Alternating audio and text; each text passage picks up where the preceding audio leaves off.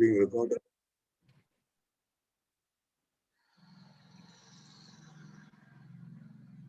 Okay.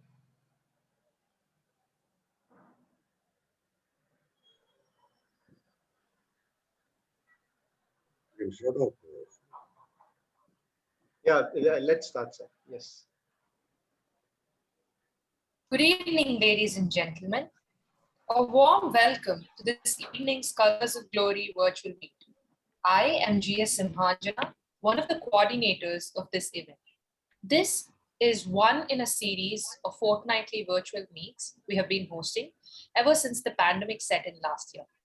While the regular attendees of our events do not need to be told what our organization is about, kindly bear with me through a brief introduction for the sake of the new attendees whom we are delighted to welcome. Traditionally, our country never lacked organizations celebrating our heritage in almost every sphere of human activity, be it art, literature, or politics. However, for whatever reasons, the Indian armed forces do not enjoy this privilege. It is this grave anomaly that our founders set out to rectify by raising Colors of Glory Foundation, the first of its kind in India 5 years ago. Today, we are proud to assert that we have carved a niche for ourselves, celebrating the heroism of our men and women in arms, past and present, through innumerable events, outdoor and indoor, varying from battle reenactments and commemorative marathons to documentary shows and intercollegiate military history quizzes. Our website features over 120 popular blogs. We have a pan-Indian membership base of both armed forces veterans and civilian gentry, and some overseas members as well. We are confident of scaling loftier heights once we see the last of COVID-19. Meanwhile, we invite all of you who are not yet members of our organization to join us in our unique mission. Please visit our website to know how to join. I am delighted to give you a glimpse of the road we have traveled so far through this brief presentation.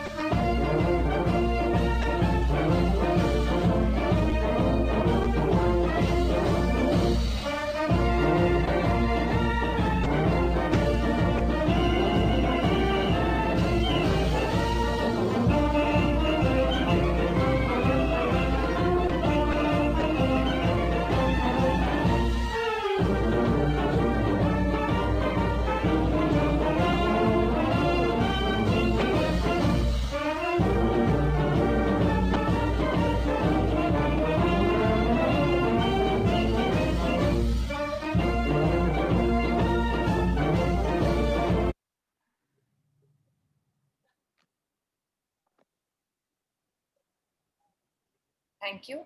I invite Dr. Ramakrishna Ramani to introduce today's distinguished speaker. Thanks, Simhanjana. Thank you very much.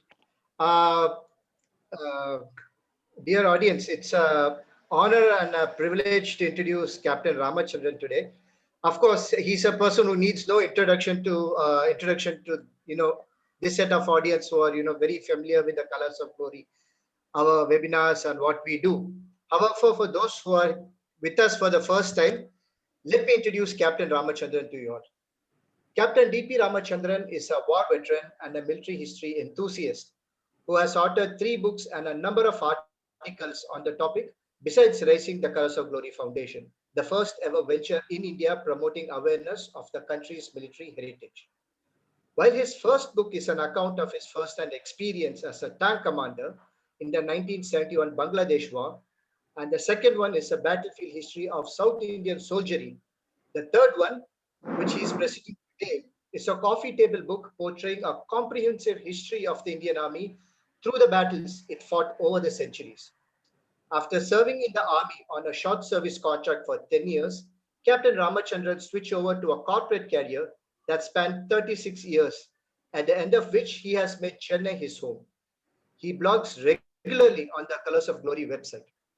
And without further ado, I would invite Captain Ramachandran now to take over and present his book. Over to you, sir. Thank you, Ram. I'll just share the screen and then we'll start. Yes. What is saying? Host disable the participant screen sharing. How can you do that? I'm the host. I cannot disable myself. What do you do about that, Ram? Done, sir. I made you the co-host now. You've done it. Okay. Yes, you're the co-host. Okay. Now I can share. Right. Okay. Right. Is it in presentation mode? Yes.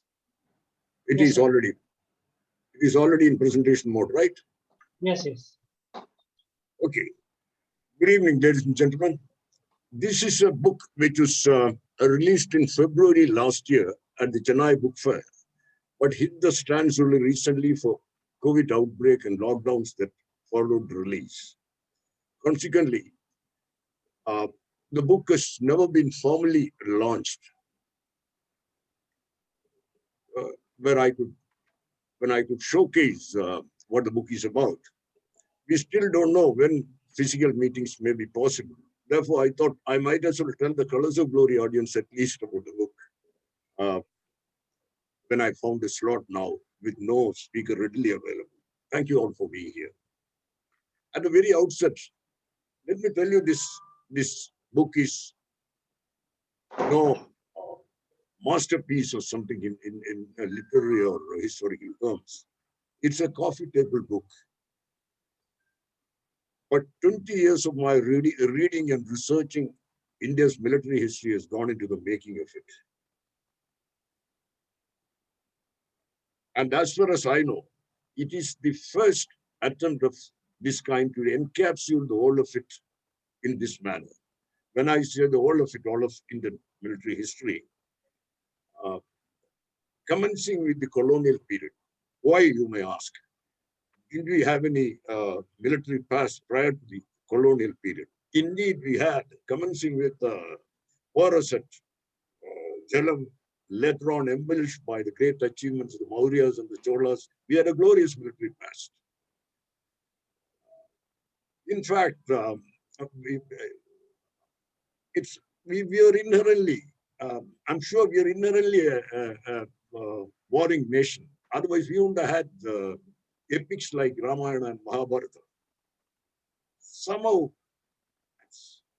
down the line, somewhere, something went wrong. Post Ashoka, we turned a land of pacifist. Soldiering culture diminished. We ignored our national security and rendered ourselves vulnerable to foreign invasion. The rest is history. Actually, when the European colonialists started making forays into the Indian political arena in the 18th century, we did not have a central authority or a military force capable of taking on the modern militaries of the West with their superior weaponry. Even then, they could not have invaded the whole of the subcontinent so easily, but for the ingenuity in raising the Sepoy armies with native soldiers. With the raising of the Sepoy armies, a new military culture emerged in India. The well-trained Sepoy armies, the English East India Company, and the three presidencies subjugated the entire subcontinent for the British. And later, the three presidency armies amalgamated with the Indian army. They went on to win the two world wars. Now, while the negative and positive aspects of it can be endlessly discussed, the fact remains that the Indian Armed Forces, as we see today, had its origins in the colonial era.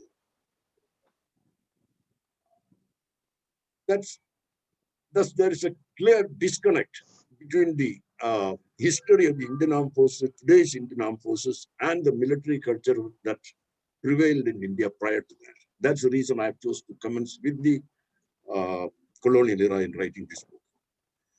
Let me just add a riposte for the misinterpretation some people indulge in, calling the pre-independence Indian Army as a mercenary force.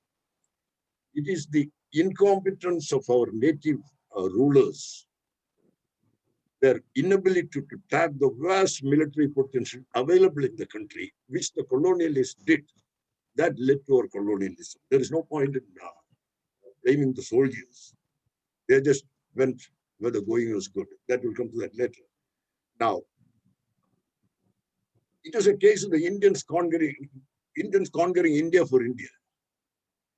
Ironically, the Indian army, which created the British Empire, dismantled it also, as I can evidentially prove. It's essentially the British feared that they're losing grip over the mighty sword that was the Indian army holding their empire together and chose to quit. That's a fact. Now,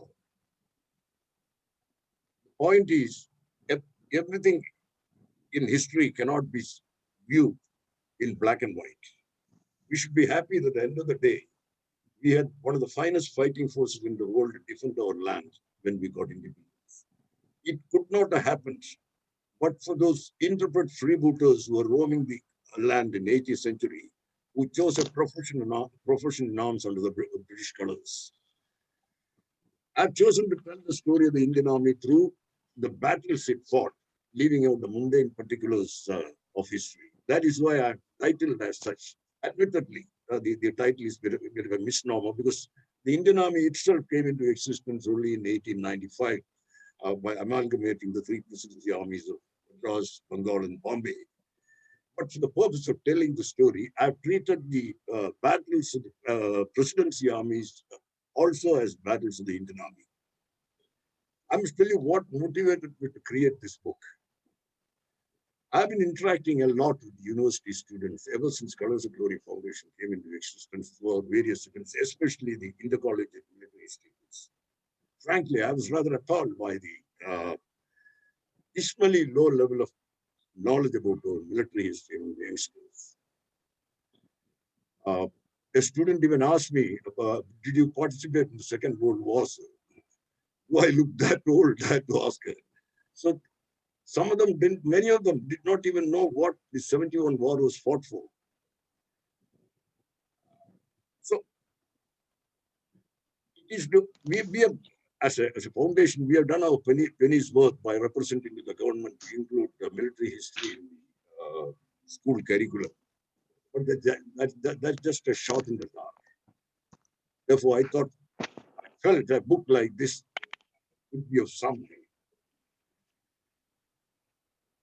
I've written the book primarily for a target readership of undergraduate students. Each of its chapters tell the story of one battle or one war at times, succinctly in not more than 500 to 600 words in a larger than normal font with a picture accompanying it. The picture and the print is all in sepia color. The book has 51 chapters in all. 30 of these narrates the battles of the 18th and 19th centuries. The remaining 21 is about 20th century conflicts, mainly the world wars and 10 odd major and minor wars independent India fought. These latter chapters cover only the theaters and not the individual battles, which would have, which each battle would have taken a chapter separately. But that is beyond the scope of such a work. I would just read one exception for this, for Battle of Kohima, since this was the only World War battle which was fought in Indian soil. The last two chapters are not. Ramasa, are you projecting the slides? You're not moved it. No, I've not started to. I've just kept the, when I start in the battles, I'll start. I've not started moving because this is just introduction. I'll come to it. Okay, thank you. Yeah, the last two chapters are not even about wars, but about the counterinsurgency operations and UN peacekeeping missions.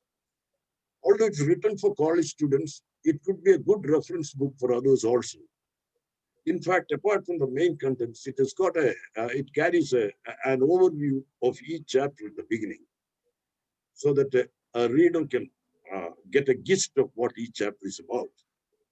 The overview tells who the participant of adversaries were in a battle, what was the cause and what was the outcome. In fact, I actually added this section on the suggestion of the publisher.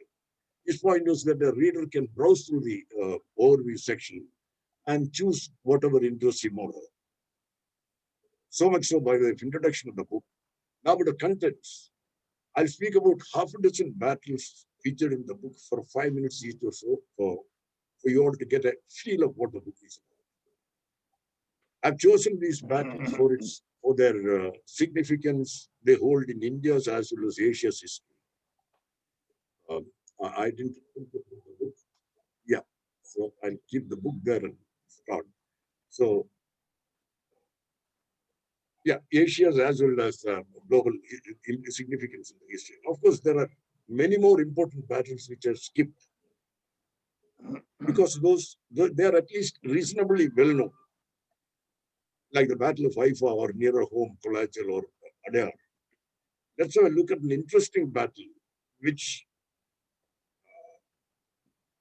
has impacted the entire Southeast Asia. It's hardly known. Battle of Manila, 1762. Now, most of you must have heard of MacArthur's US Marines landing in Philippines, but who ever heard of the Indian sepoys landing in Philippines? The only difference was instead of Japanese, it was the Spaniards who were contesting the landing. Now, instead of telling I'll just read out the, this particular battle, give an example, what this overview is like, which I was talking about. So you can, Battle of Manila, this is how it comes. Chapter 7, Battle of Manila, 17. Adversaries, Spanish, Mexican, and Filipino defenders of the Fort of Manila versus seaborne expeditionary force, the Madras Army of English East India Company. Caused 7 years war between Britain and Spain. Outcome, capture of Manila by the Madras Army and subsequent occupation of the city for 18 months until it was handed over back to the Spanish as per the terms of treaty that ended the war. So this is how the overview beginning reads. So the reader is interested, he goes to the matter that page, takes the chapter, and I'll read out, as I said, the entire chapter. It's only about 500 words. Battle of Manila, 1762. Barely 3 years after the Sepoy battalions came into existence, the Madras Sepoys would set out on their first major overseas expedition.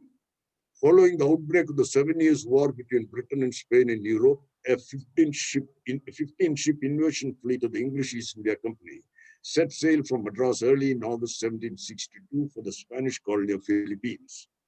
The fleet, under Admiral Sir Samuel Cornish, carried a 10,000-strong contingent of the Madras Army under Brigadier General William Draper.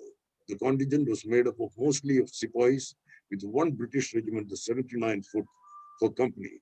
This was the first ever major overseas assignment taken by any sepoy force from India. Anchoring off Manila on 23rd September, the fleets subjected the formidable-looking fort to bombardment while the troops began landing operations.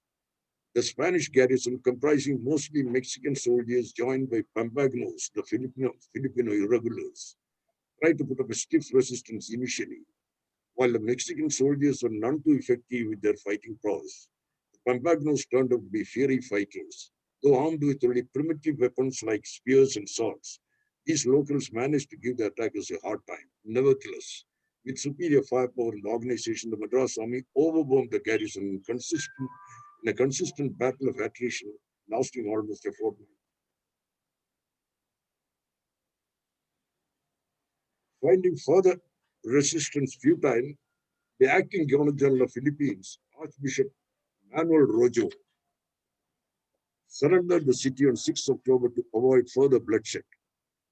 The resulting British occupation of Manila would last for 18 months until April 1764, when the city would be handed over back to Spain as per the terms of the Treaty of Paris that ended the war. The capture of Manila by a predominantly sepoy force was the beginning of a continuous engagement that would go on for more than a century thence, when the sepoys, mostly of the Madras native infantry, would play a crucial role in the British dominance of the settlements lining the Malacca Straits and all of Southeast Asia itself. Interestingly, a number of sepoys who took part in the Manila expedition, though they were all volunteers, either mutinied or deserted, probably owing to the hardships and privations of the voyage and unfamiliar experience of being far from home. One group was even believed to have taken over a ship.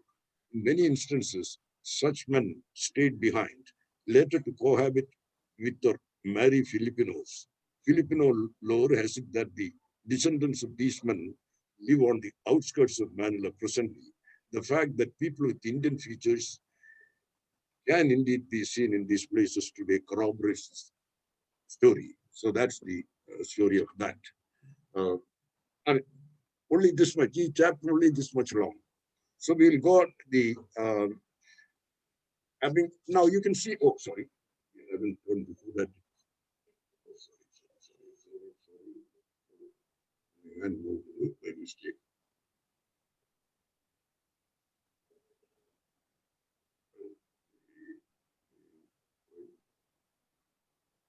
Yeah. So I'll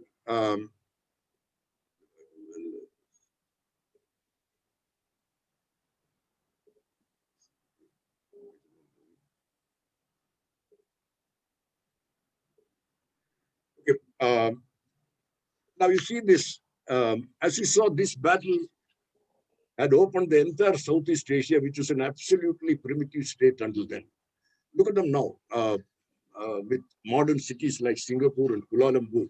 It's quite strange to imagine that Madras was the principal city lording over all this region, termed as Strait settlements because they were spread along the Malacca Straits. So okay, now we will now have a look at 4 landmark battles that condemned the Indian subcontinent to colonialism. The first of these is the Battle of BUXAR. Now, in 14 October 1764, I've chosen this battle because, going by the historical accuracy, this was the game changer. And unlike, instead of Plassey, which is generally talked about, which is a much hyped up affair. If you ask me, Plassey was no battle at all, unless bribing the enemy generals and winning a battle can be considered a victory. Clive won it out of deceit. You all know it. Clever fellow he was. He then went on to promote it as the iconic battle which signified the beginning of the British Empire. It is absolute rubbish. The so-called victory at Plassey did provide the British with a springboard. The game changer was said to come. That would come after 7 years. That would be played out at BUXAR after 7 years.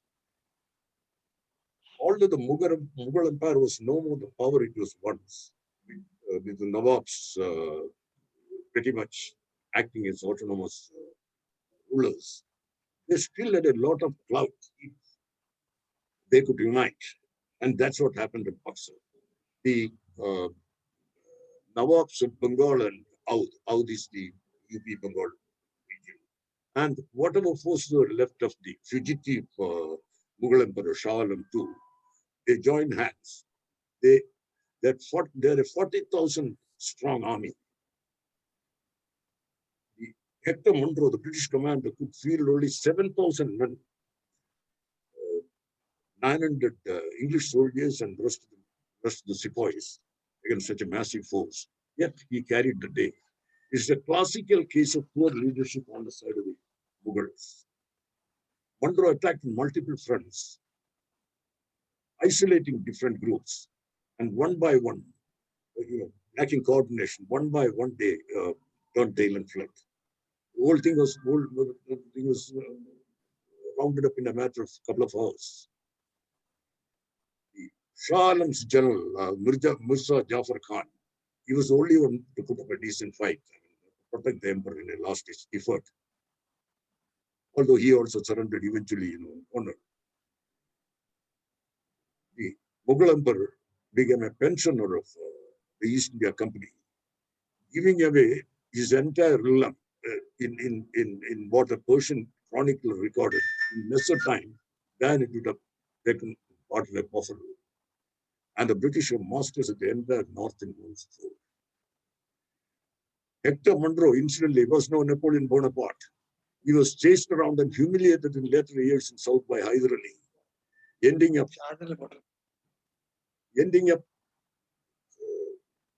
getting an entire column of his massacred and British officers and men being marched in chains to Mysore. The British would have their fights down, tough fights down here in South and in Deccan. North was comparatively just a walkover. The next battle I've chosen is the Battle of War. So that is Battle of BUXAR. Next battle I've chosen is the Battle of Seringapattom, 1799. Tipu Sultan has become a bit of a controversial figure in recent times because of his mixed legacy of defiance against the British and religious bigotry. But the fact remains that he was the most formidable enemy the British had to confront in the 18th century. His fierce reputation, it echoed right up to England. The English mothers used to put their babies to sleep by, wheeling babies to sleep by taking Tipu's name, Khabbar Singh aage baje so ja wala baat ho gaya. That kind of reputation he had.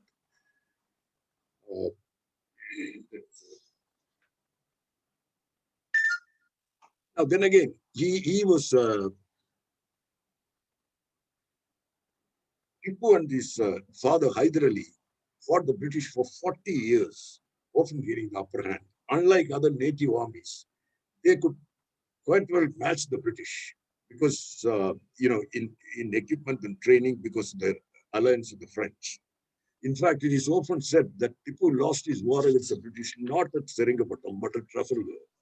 But for Nelson's famous victory over the French fleet in Trafalgar, Napoleon would have definitely landed troops in India, and it was almost curtains for the British. Tipu was in direct correspondence with Napoleon. Having said that, even without French support, it was no easy task to beat him. They had to, the English East India Company had to bring in contingents from there, all three presidency armies, and seek support from the Marathas as well as the Nizam of Hyderabad. Even then, Tipu had a chance had he not committed a crucial strategic error. The strongest point of the Mysore army were the horsemen who gave British the nightmares. By withdrawing into Seringapattam, depending solely on the impregnability of his fort and his rocket technology counter the enemy, he gave away his inherent advantage of cavalry, which he could chase the enemy around, and beat them in field battles, and he still had a chance, which he gave away. I mean, that is what he has always been doing. Now, of course, it was no walkover like BUXAR. The British victory at Seringapattam made the masters of the south much as the victory at BUXAR made the masters of the north. Now they only got the only impediments in their way of total colonization was the Marathas in central India and Sikhs in the northwest. They chose to take on the Marathas because they, at that stage, they didn't find it sensible, wise to go against Maharaja Ranjit Singh, who was the powerful ruler of Punjab, who had built the Sikh Empire in the northwest. Much like they fought 4 Mysore wars, they had to fight 3 Maratha wars to overcome the Maratha challenge. However, the die was crashed with the second Maratha war itself, which saw the Maratha confederacy weaken and split up. So the Battle of ASSAYE fought during September 1803 turned out to be crucial, marking the beginning of the decline of the Maratha, collapse of the Marathas. It was just the 3rd landmark battle in India's fall to colonialism after BUXAR and SERINGAPATTOM. It's considered the most ferocious battle of the colonial era. The Maratha army was a highly professional outfit, trained, equipped, and to a great extent officered by the French. And the British no longer enjoyed the superiority of training and weaponry, which they were habituated to. In fact, it was such a heated contest, the outcome hung in balance until the last moment. And the casualties were almost the same, 4,000 each. It was as if luck had favored the British. Arthur Wellesley, the British commander who later on earned fame as the Duke of Wellington, with his historic victory at Waterloo, was asked by a correspondent during his last days as to which was his hottest contest in his career. Without doubt, ASSAYE, he said, that's how great it was. In fact, in the book on the history of South Indian soldiery, which I have written, the chapter on ASSAYE, I have titled it as a battle greater than that of Waterloo. The next and the final conflict of the, I would say, the conflicts that saw the absolute British domination of India were the Sikh Wars. There were 2 of those. The first Sikh War of 1845-46 and the second Sikh War of 1848-49, which ended with the annexation of Punjab, the last Indian bastion to fall. Although for the purpose of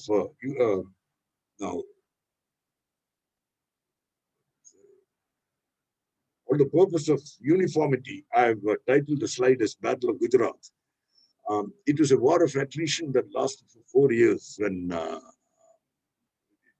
it saw the downfall of the Sikhs.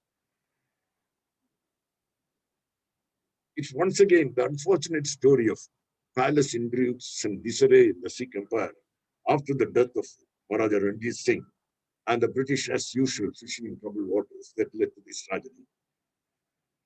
They have been cleverly biding their time while the Maharaja held the mighty empire together, maintaining the cautious relationship with the company, combining diplomacy with military might.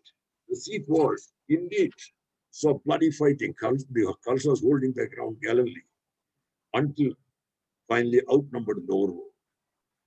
Their last great commander, Sher Singh, who led them in the last battle of Gujarat on 13 February 1849, had actually defeated the British a month earlier at a battle at Chilianwala, but could not exploit the advantage because the rain setting in. The British found the Sikhs such worthy foes that in later years they started recruiting them in large numbers in their army. I chose to speak of these 4 landmark conflicts merely to put the story of India's colonization in the correct perspective. There are battles galore of the Indian army through Western Front and Middle East and Burma, but through the 2 world wars. But one cannot deal with all that in hours' time. Therefore, I would like to speak about just one particular theater of World War I alone, which is the least known, the East African campaign. To save time, I'll read out this chapter and speak a bit more about the world wars to conclude the talk.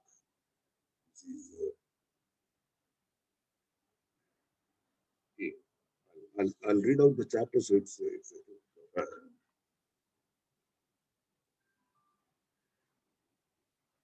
World War I, 1940 to 1918, East Africa. At the beginning of the war, while IEFA, this IEF stands for Indian Expeditionary Force. There are A to F, there are so many of them. So that's it. So while IEFA was getting embroiled in the Western Front, two other expeditionary forces, IAFB and IAFC, set sail for the East African coast, their mission conquest of German East Africa, bordering British East Africa to its south. Before the war, both sides maintained only skeletal forces to defend their respective regions. The Schutztruppen by the Germans and King's African Rifles by the British. The British plan was for IEFB with 5,000 Indian troops with a British battalion to attack Tanga, the closest German port from sea, while IAFC with 2,200 troops landing at Mombasa to the north, the principal British port, marched 250 miles inland to Longido in the mountains on the far side of Mount Kilimanjaro and staged a diversionary attack. The overzealous plan, put together haphazardly with no proper planning or coordination and poor quality troops and commanders, boomeranged right at the beginning. IAFB under its uninspiring commander Arthur Aitken, who failed even to identify a proper landing site, disembarked his troops onto a coral reef infested beach with the sandy mangrove traverse ahead on 2nd November. He then switched the assault to another site that took nearly 2 days, losing the element of surprise and giving time for the Germans to rush and reinforcements by rail. In any case, the Schutztruppen, made up of highly professional German and African bushfighters under its dauntless commander, Paul Leto Warburg, proved too much for the disorganized attackers who fled ignominiously. IAFC, with some modern mountain warfare veterans in its ranks, was able to do better, pushing the Germans back for a while, but was eventually thrown back by Schutztruppen. A reconstituted IFB amalgamating IEFC with its reinforced by veteran units in Western and Mesopotamian fronts would launch a renewed offensive in 1916, supported by some South African troops. Yet the Bush War would go on interminably. The poorly supplied troops undergoing untold privation.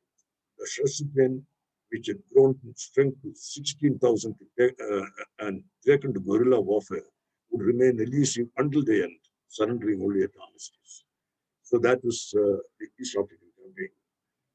As you saw it, this was a shoddily conducted operation of the Indian Army ending in a stalemate.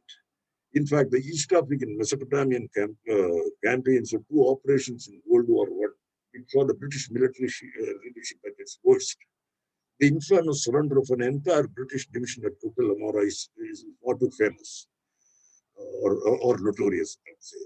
It was a disaster perpetrated by an egoistic viceroy, Charles Harding, who wanted to extend his empire right up to Baghdad, and an overambitious army commander, Lieutenant General John Nixon, and a quintessential yes-man of a divisional commander, George Townsend. Then we had the catastrophe at Gallipoli, where the Australians, New Zealanders, and Indians were stumped by the Ottomans in Winston Churchill's colossal plunder. These were the Allies' lowest points in the war. I spoke of these instead of the outstanding feats of the Indian Army in France and Flanders and Haifa in World War I, or at Monte Cassino and Kohima in World War II, not to mention our own glorious victories after independence. To highlight the fact that the book has dealt with both high and low points in the battlefield history of the Indian Army in an absolutely professional manner, unbiased and avoiding. Ours is a great army. We don't need hype. And we've seen it all. And unlike any other army in the world, has been continuously fighting from day one of it being born until this very day. That's the story the book carries. I would like to conclude my talk. After that, I can take some questions of the book by reading a quote which is given in the beginning of the book. This is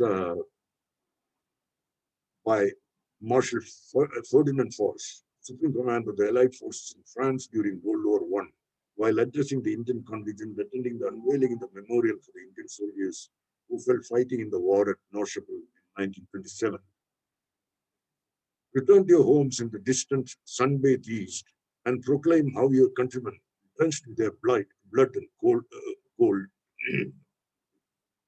their blood, the cold northern land of France and Flanders, how they delivered it by their ardent spirit from the firm grip of a determined enemy. Tell all India that we shall watch over their graves with devotion due to all our dead. We shall cherish above all the memory of their example. They showed us the way. They made the first steps towards the final victory. Thank you. I'd be happy to share any questions, if any. Thank you, Captain, sir. Thank you. Wonderful introduction to the book. And if I can use the contemporary term, a brilliant trailer, if I may say so, considering the digital age that we are in. Respected audience, if you have any questions, you can please share it by switching on your mics, or you can put it on chat and I will enable the presenter to understand what the questions are. Is it a coffee table book or is it a standard size book? It's a coffee table book. Coffee table book, I mean, not a huge coffee table book of this size only. So no, little more than a common book. This is a book. Okay. If I may say, it's about slightly larger than A3. It's half of an A4 almost, or 3/4 of an A4. I mean, the general trend of the book is a little more vertical, but this is a little horizontal. That's all. Yeah, it's horizontal. Yeah. Coffee table books are traditionally like that, on horizontal format. Ramu, can I ask you a question? Certainly, sir. Ramu, you talked about Maharaja Ranjit Singh, the Lion King of Punjab, who has had several expeditions. Have That's you been able to cover? I want to beat about the bush. I don't beat about the bush, but I want to definitely drum about my regiment, which has the history of one of the finest heroes. I know, so the Zorawar Singh. Zorawar Singh. Well, I know Zorawar Singh's and Maharaja Ranjit Singh's expeditions. Yes. Even taking the Tibet and things. My idea is rather vague on those because I have read, but not thoroughly researched, because I was mostly dealing with the Indian Army only. The South came as it is during the research on Indian Army one landed up when I South Indian Army started here. So, and also, I got caught up with this Madras military history project. That is how. Otherwise, I wouldn't have known about the South Indian military history also. So it's now I've got. May I ask you a question, sir? Yes. May I ask a question? Sure. No, I'm not finished. Yeah. Colonel Kishan, Just for information, let me finish after that. Okay. Yes, sir. Am I audible, sir? Yes, Lord. Hello. Maharaja Colonel Ranjit Singh. Kishan, sir, your question isn't over. I mean, you're asking something. Yes, can I continue? Yes, sir, please. Maharaja Ranjit Singh, as you know, had deputed Gulab Singh to be taking charge of the entire Jammu and Kashmir. Okay. He had generals like under him called Baj Singh, Zorawar Singh, etc., who extended the territory of the Indian subcontinent to Tibet, Baltistan, all these places. And the only regiment which has got, as of today also, a Chinese flag which is captured, called the Mantalai flag, held in our regimental center, is the only memento that we have got from the Chinese. So the consolidation of the entire state of Jammu and Kashmir, extending its border to Baltistan and to Tibet, was done by Zorawar Singh's army. Thank you. I think Zorawar Singh is the one who in the last suffered a setback, isn't it, sir? I mean, if I'm not right. In the last battle, he was killed. He was killed. And even the Chinese acknowledged his bravery. In fact, He was killed.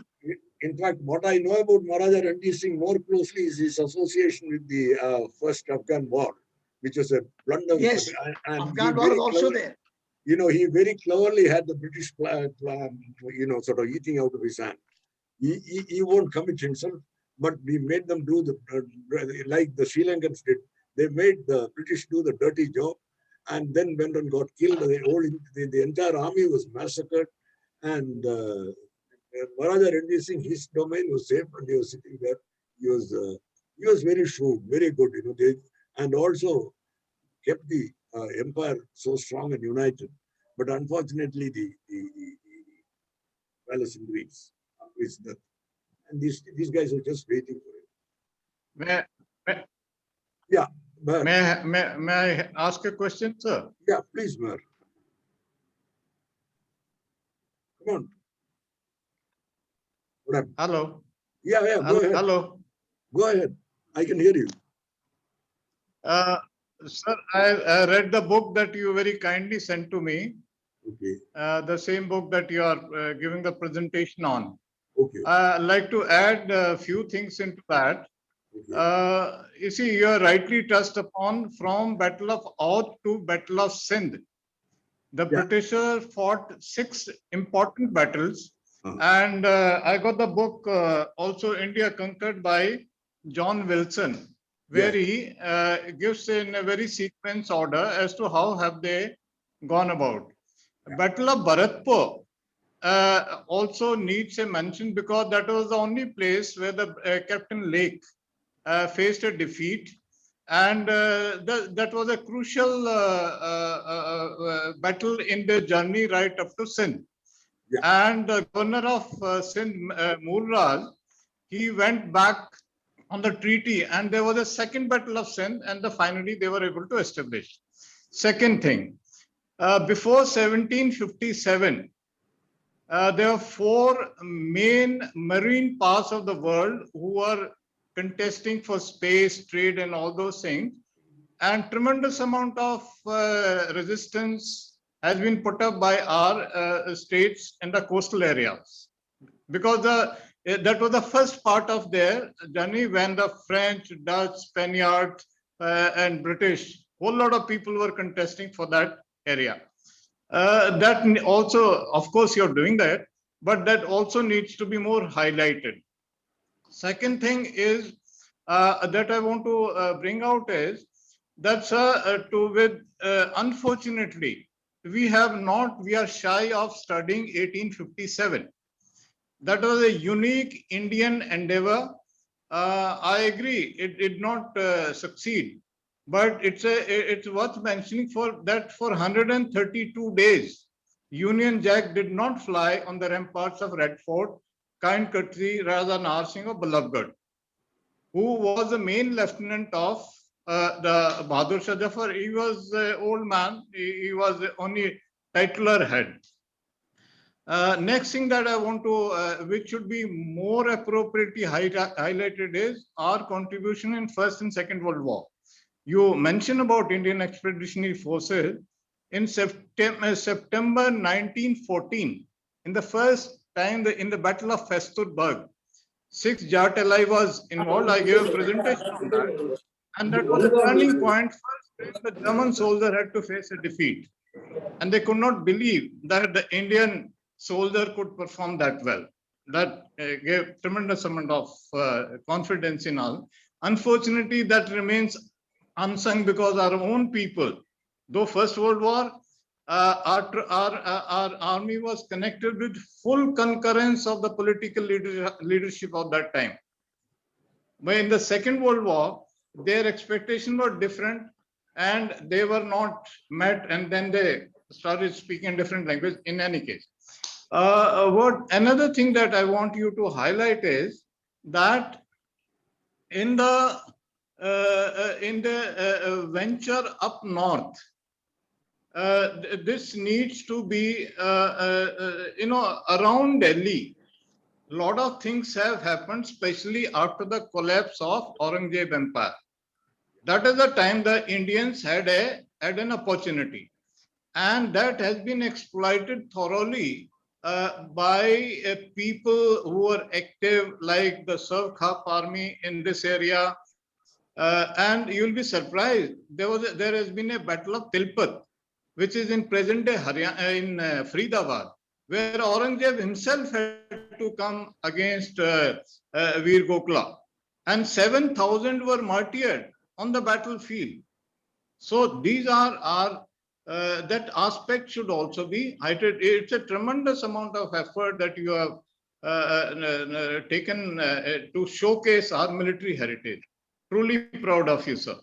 Thank you. Thank you, Mer. I mean, to answer some of the, generally the thing. Firstly, the focus of the book, it is to give a overall view. It is for beginners, college students and all who don't have any idea, to give an outline what it was like. That is why the 4 colonial battles were chosen, because these were landmarks.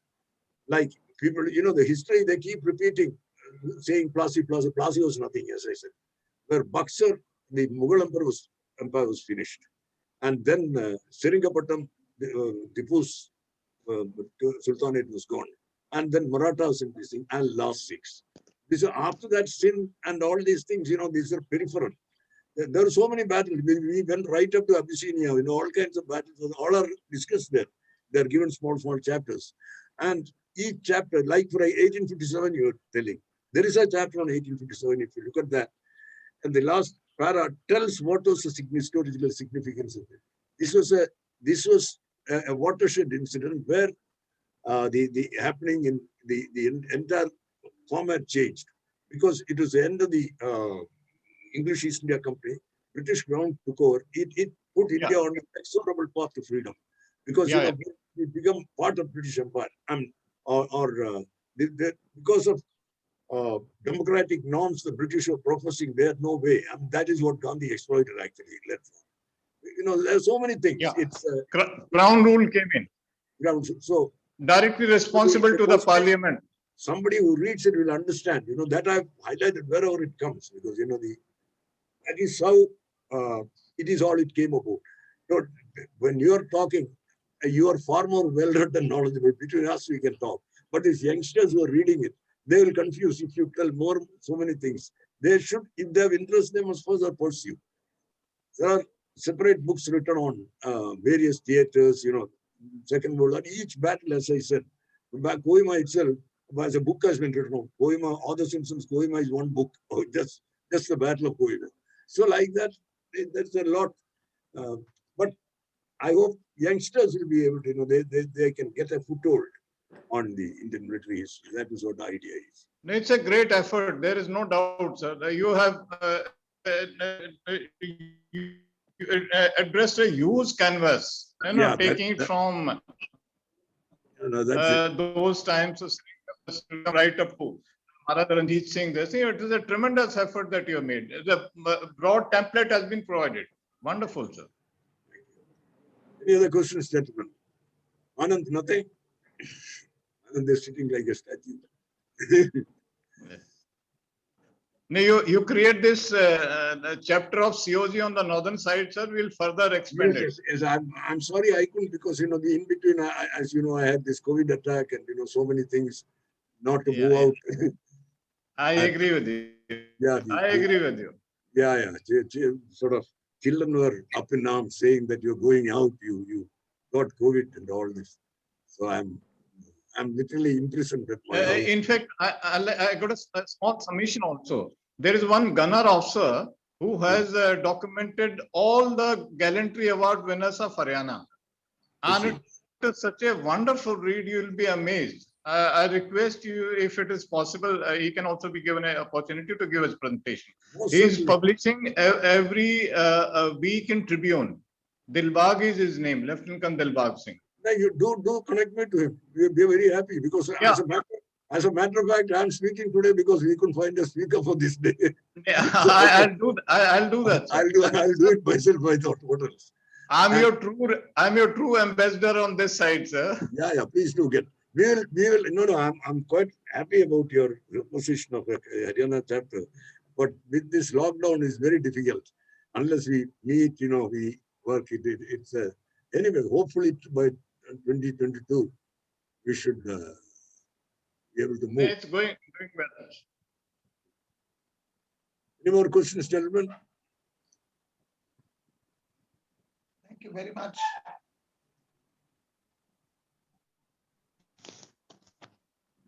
Okay, Ram, in that case, we can call it a day. Yes, yes. Sir. So thank you, everybody.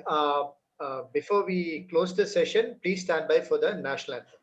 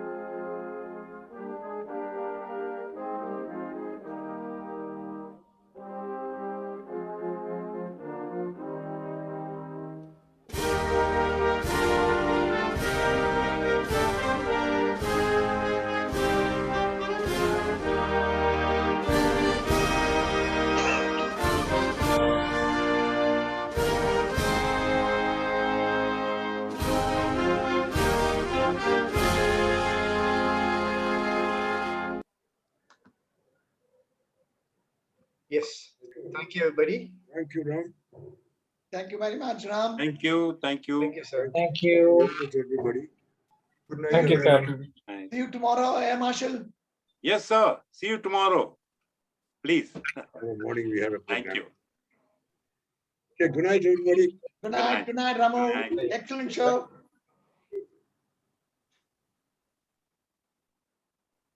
Bye, Ram. Bye, sir. Good evening.